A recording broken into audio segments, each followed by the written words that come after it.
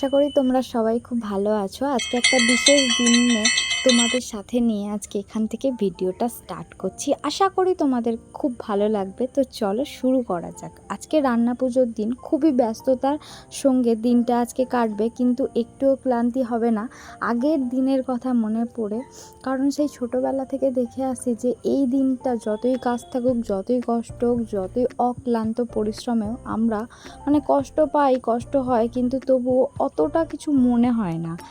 একটা আবেগ, ভালোবাসা দিয়ে আজকের দিনটা কেটে যায় আর কি।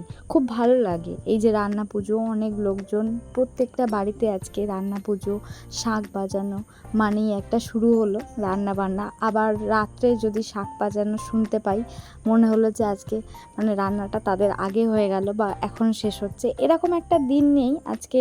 খুব ভালো লাগে। তো তোমরা যদি পুরো ভিডিওটা প্রথম থেকে শেষ অবধি দেখো, তো আশা করি তোমাদের খুব ভালো লাগবে। আমাদের রান্না কখন শেষ হয়েছে আজকে সেটাও তোমরা দেখতে পাবে। তো চলো প্রথম থেকে স্কিপ না করে একদম শেষ অবধি ভিডিওটা সুন্দরভাবে দেখে যাও।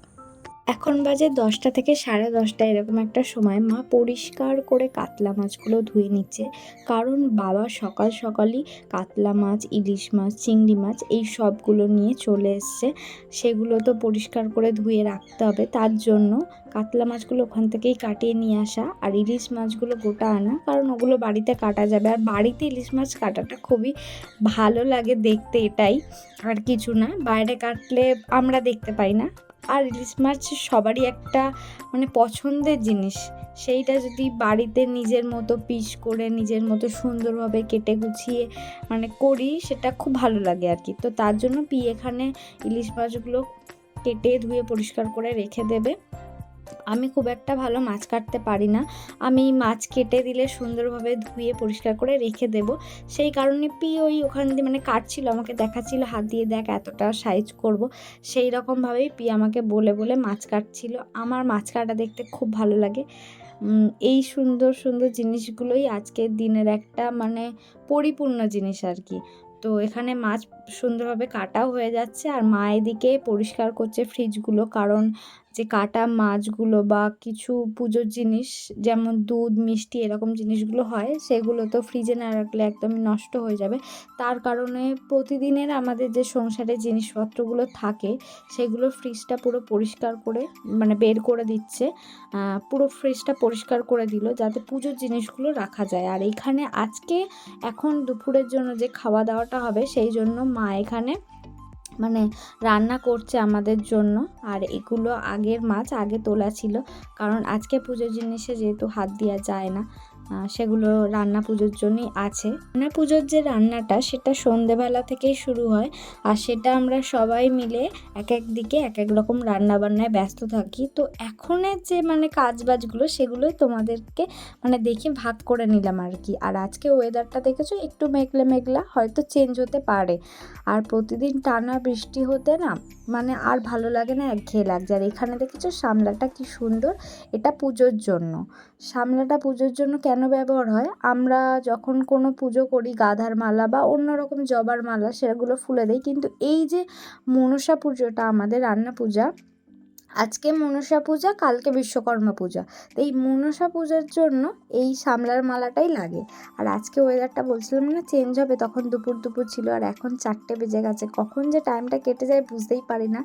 আর সুন্দর লাগছে, আজকে রোদ উঠেছে হালকা হালকা। আর এদিকে ফ্রিজটাও পুরো মা পরিষ্কার করে নিয়েছে, সব কিছু পুরো সুন্দরভাবে গুছিয়ে গুছিয়ে রেখে দিয়ে।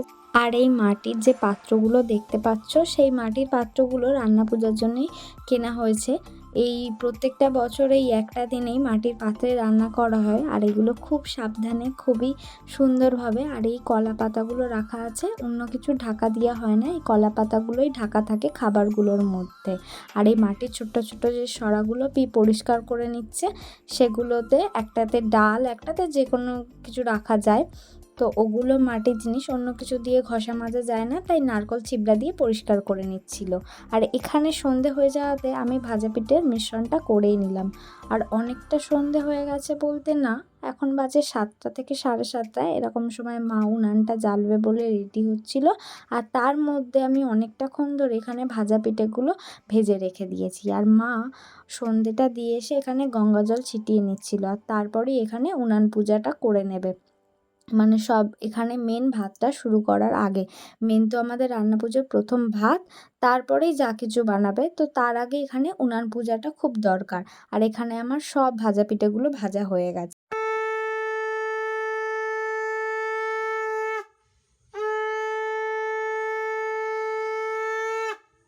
আর এই যে প্রথম থেকেই তোমাদেরকে বলছিলাম শাক বাজানোর ব্যাপারটা, এই জন্য এই যে শাক বাজিয়ে দিল, উনানটা পুজো করে নিল, এবার আমাদের রান্নাটা স্টার্ট। এই উনান থেকে আর ওঠা যাবে না, উনানটা লিবানোও যাবে না। সব শেষ হয়ে যাওয়ার পরে উনুনে জল ছিটিয়ে লিবাতে হয়। আর এখানে কি সুন্দর করে চালতাটা কেটে নিচ্ছে। চালতা কাটা কিন্তু খুবই কঠিন, চালতাটা ধীরে ধীরে না কাটলে হাত কেটে যায়।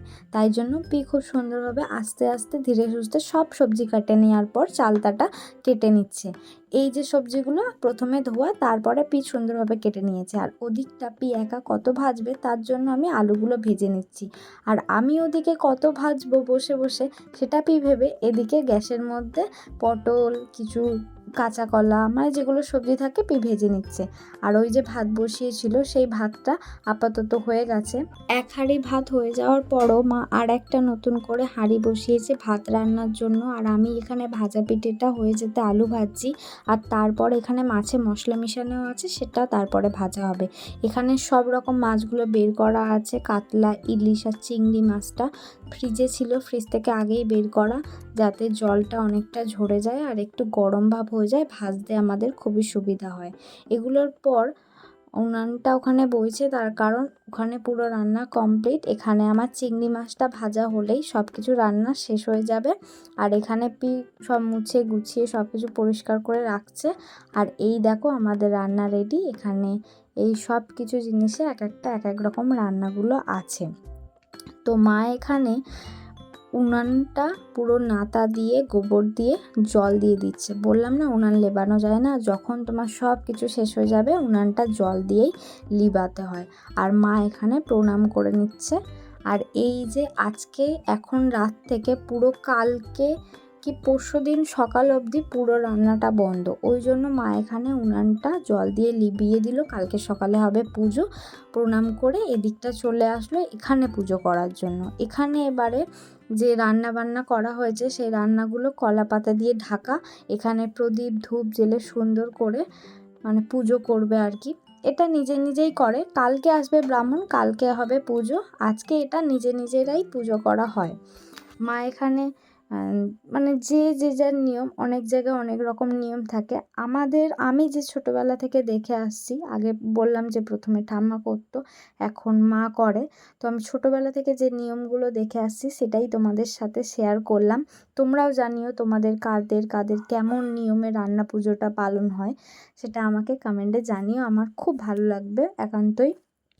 তো এখানে মা সুন্দর করে পুজো করে নিচ্ছে। তারপর আমরা আমাদের রাতের খাবার খেয়ে যে যার মতো ঘুমিয়ে পড়বো।